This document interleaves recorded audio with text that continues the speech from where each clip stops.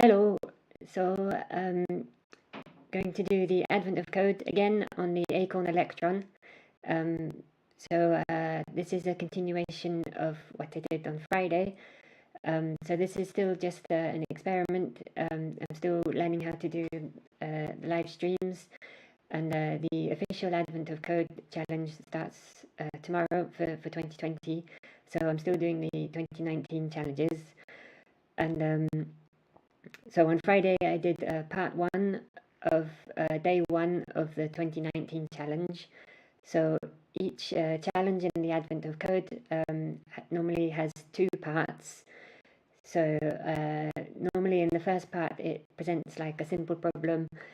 And yeah, so it gets you to make a program to implement, to solve the problem.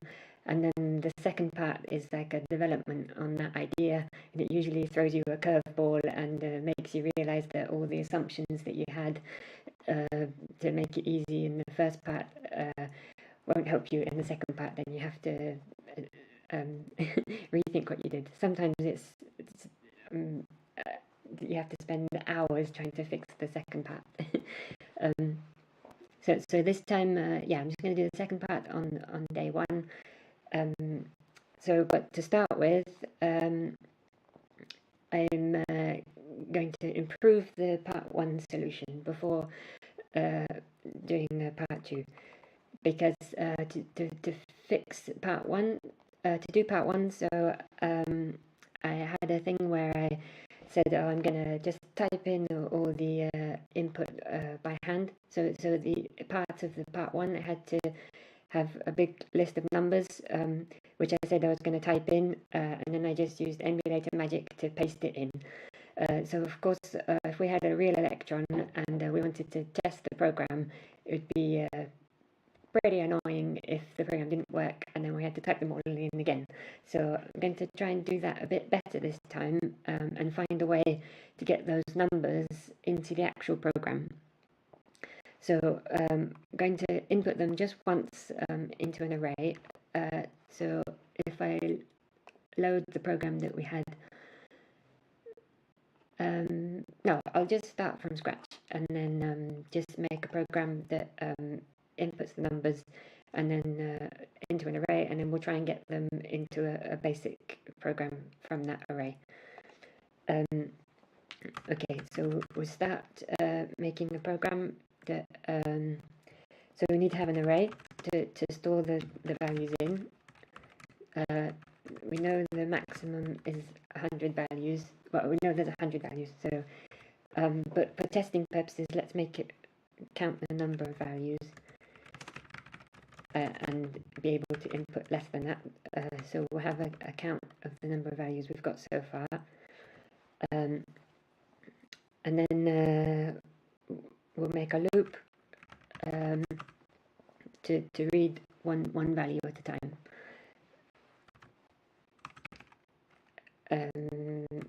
So let's just input one value. Remember how to type. Okay, and then we'll stop if you input the value -1, so that we just have a way for the user, which will be me, to stop inputting values. So if the value is not -1, then add it to the array.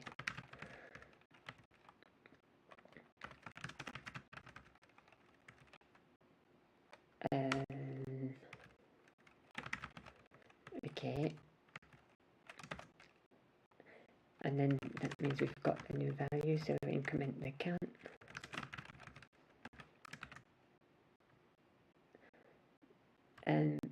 Yeah, so normally in a proper programming language, I would do a loop with a break and then not do the test twice. But as far as I know, BBC Basic doesn't have a break. So you can do a loop. Well, you can do a loop with a goto, but it's just trying to avoid gotos. So I'm going to use repeat until and end up testing twice, which I guess isn't nice either. But so we'll keep doing the loop until we got a -1. Okay, so with that program, we should get all the values into an array. And then what we want to do, my plan is to write those values out as like a basic source code into a file on the cassette. And then I can load that data back in from the cassette as a program. So it's sort of like generating a basic program from BASIC. So I'll go, but first I'll open the file. So open out opens the file, just call it whatever. Then we'll make a loop for each of the values.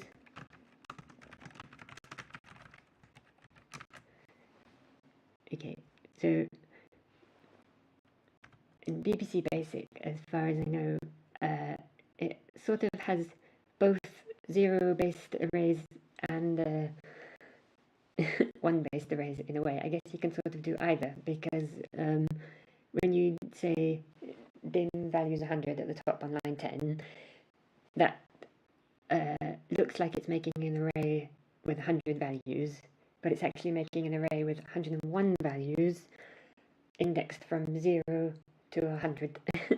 So I guess in that way you can use either indexing method, but because I don't normally program in BASIC, I'm used to doing zero-based array indexing, so I'm going to keep doing that.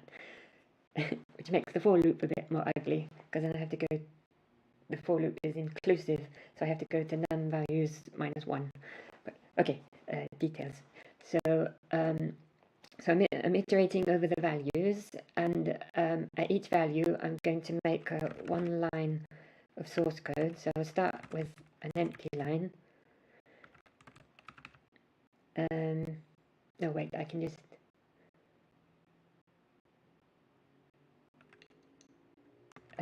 right, I'll just make the line directly. So each line needs to start with a line number. So, and needs to be a string. So we'll convert the line, make a line number out of the iterator variable.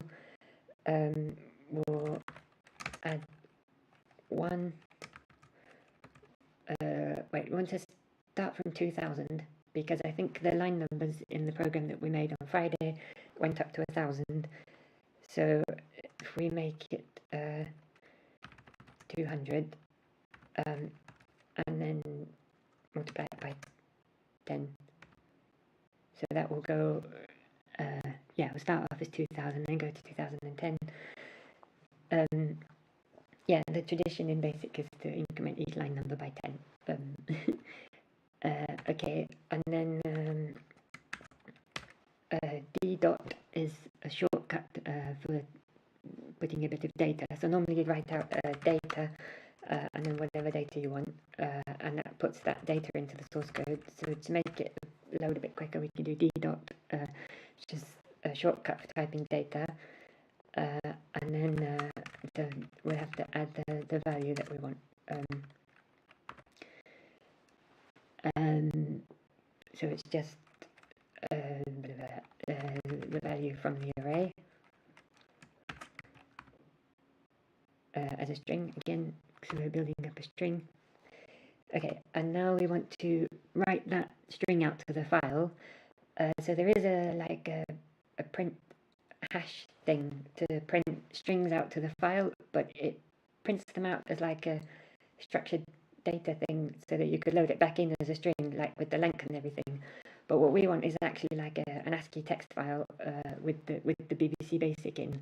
So as far as I can tell, the only way I could find to do this is to output one character at a time. So we need another inner loop. Okay. Right, for strings, the indexing is 1 based. So we'll go from 1 to the length of the line that we just created, and output one character. I think it's bput hash to output the character to that file we just opened, and so with mid-string, mid-dollar, we extract one character from the line that we just created,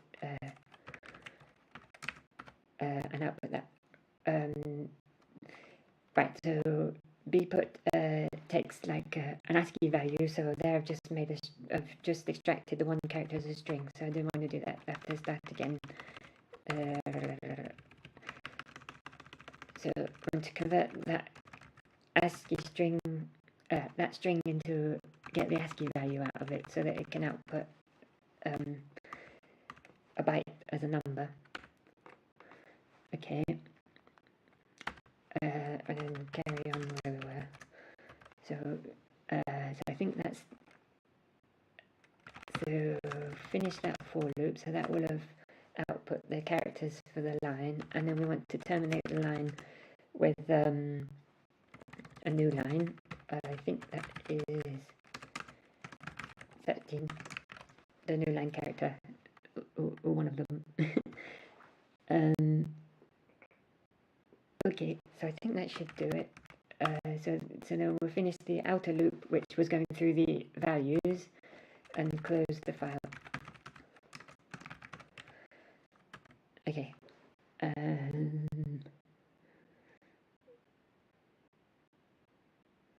Let's just try it then, see if that, we can try it with a couple of values and see if that does something. So I'll put one, oh, mistake, what's wrong with line 50?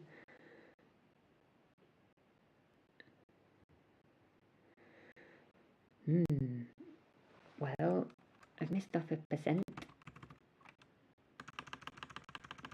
It doesn't seem like it would give that error message if it was just because of the percent, but let's try it anyway.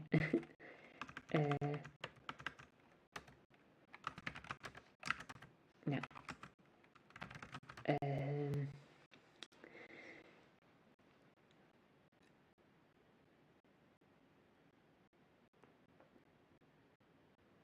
So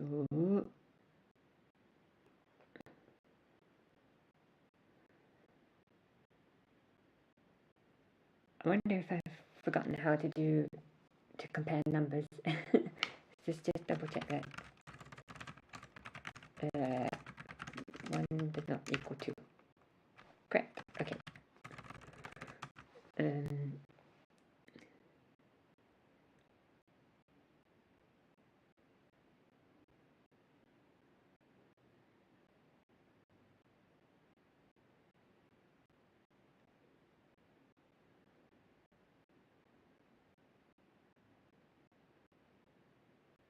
It's very curious. I've done plus instead of equals. That'll be it. That'll do it. So I've just got that second part of the then is just an expression with no command. So that's why it doesn't like it, I guess. Whoops.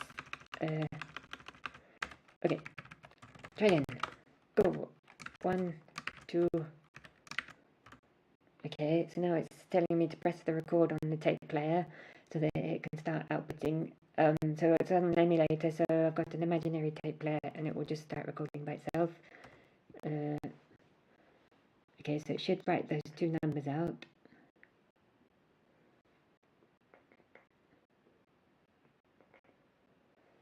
Takes a really long time. Okay, so it's probably written something out. So if I rewind the tape player, and then we can do start dot to see if there's a file on there.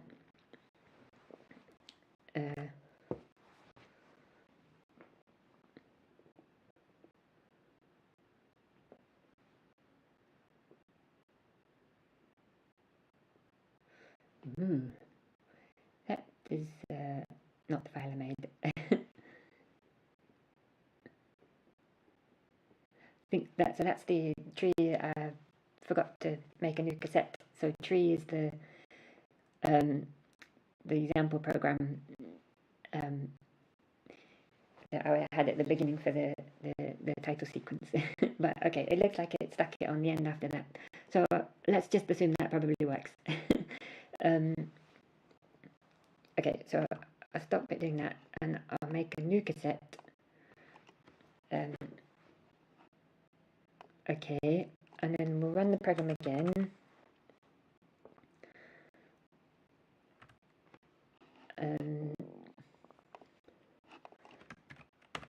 So now I'm going to type in all the values again, but with the magic paste function. So this time it's building them up into the array. So I will, in theory, after this is finished typing them in, I won't have to type them in again, unless I mess it up. So there's 100 of them.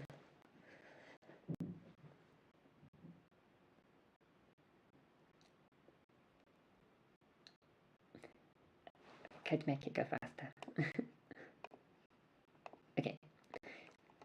Okay, so now I want the -1 to say that we've finished all the numbers, and hopefully, yeah, so now it's going to write them out, which will also take ages because the cassette is absurdly slow.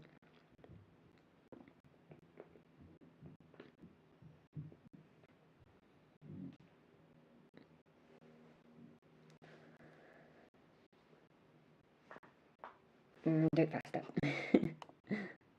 Full speed. Okay, it's finished. Okay, so in theory, I've got a file on this cassette, which has an ASCII text file with the data statements needed for those numbers. So I can save this cassette. You can't see what I'm doing, but I'm saving the cassette, the virtual emulator cassette.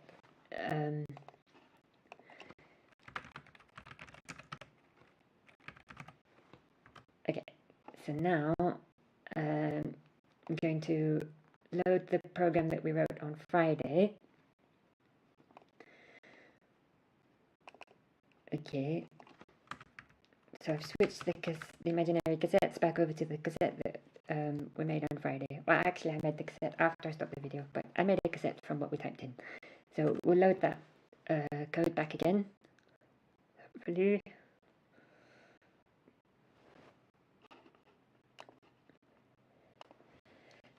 Okay, so let's just check that that worked. Okay, that looks like the program that we wrote on Friday. So now, switch back to the cassette that we just generated with the ASCII source for the data in. Okay, and then there's a magic command exec, which reads an ASCII file off a cassette and types it in as if you typed it on the keyboard. So if everything goes well, that should add a bunch of data lines to our source code. So see what happens. It will tell us it will show us typing it, so we can see if the output actually worked or not. Yeah, looks like data statements. So it loads the tape in chunks with like a big beep between each chunk, so it takes ages to load something off the cassette.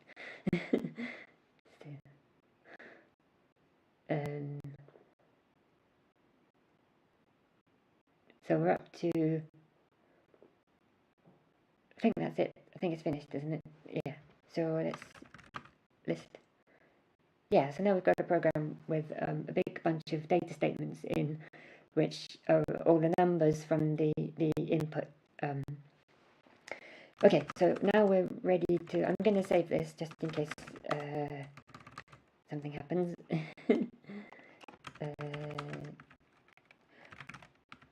Let's call it part 2 for now. Okay. I won't make you wait for that. Make it go fast. And save that cassette, the new cassette that I just made. Okay. So to list the program that we had without all the data, so we can see what we did. Okay, so now we can actually start part 2. So part 2 is not too tricky. So in part 1 we were calculating the fuel needed to launch a module into space based on the module's mass. And the algorithm for that, which it explained in the question, is just you take the mass, divide it by 3, round down, so we do integer division, and then subtract 2. Okay, and then part 2, it says that you do the same thing, but the fuel that you need also adds to the mass. So if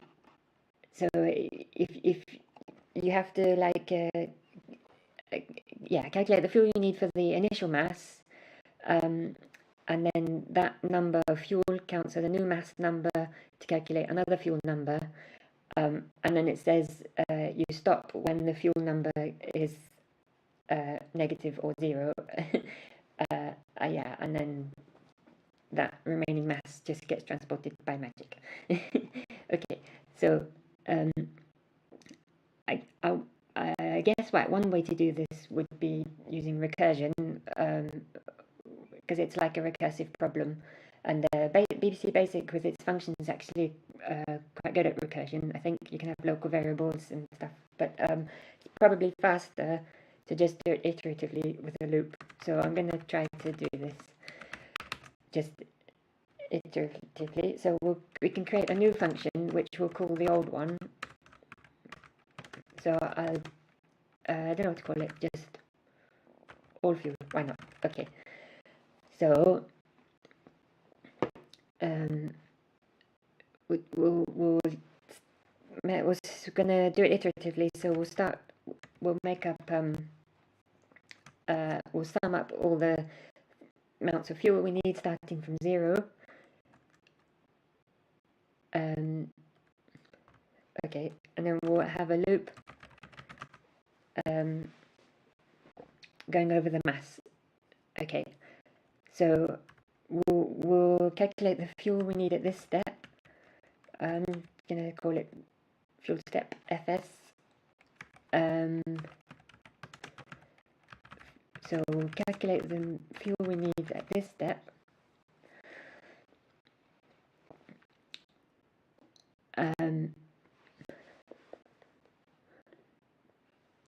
And then if that is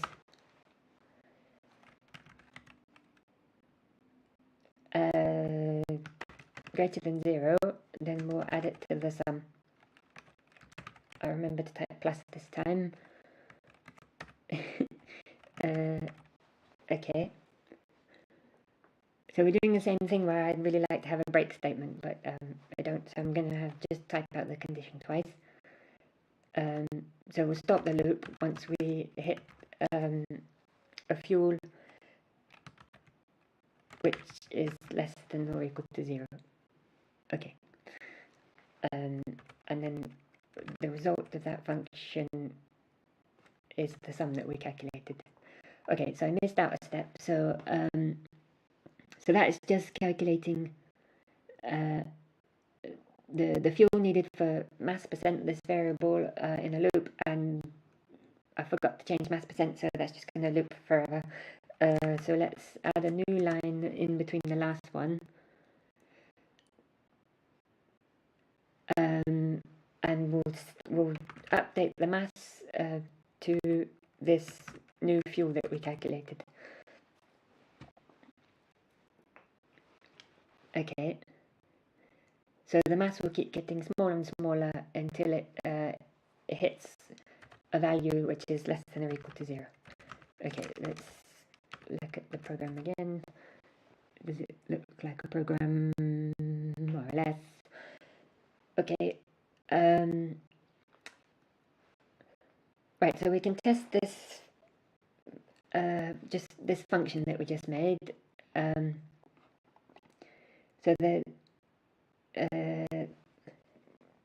So we can go with the example of that we had in part 1, which was just a mass of 14 again.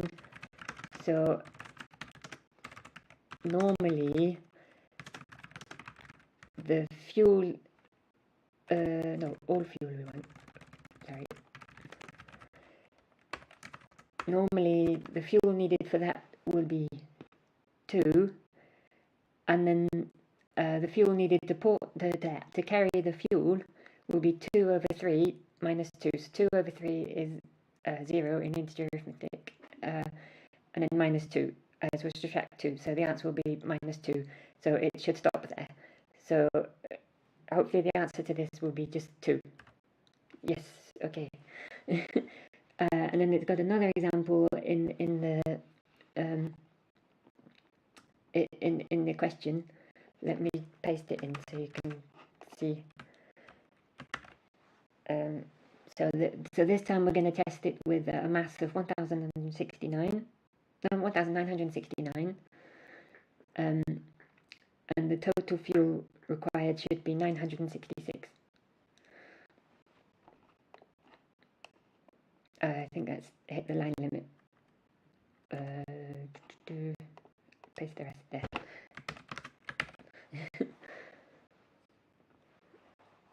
Okay, right, so let's just run our little test with that number then. 1969. 966. Okay, it works. It's trying not to sound surprised. Okay, so we've almost got our program. So we now just need to change it so that before, if we look at line 20, we were doing input, which is going to make it ask for all the numbers. But now we don't need to do that because we've got all the numbers we need as data statements embedded in the program. So instead we can use the read command, which reads the next value from the data statements embedded in the program. Okay, so normally should be everything. So now we can just run it and it should give us the answer if everything works. Right, so that was quick. So it's given us a number. I can see if that's. Oh no, that's the same answer that we had for part 1, because I forgot to change the function that we call in the top of the program. So that's on line 30. Still calling the function from part 1. So just simply need to change that to the new function that we just made and go.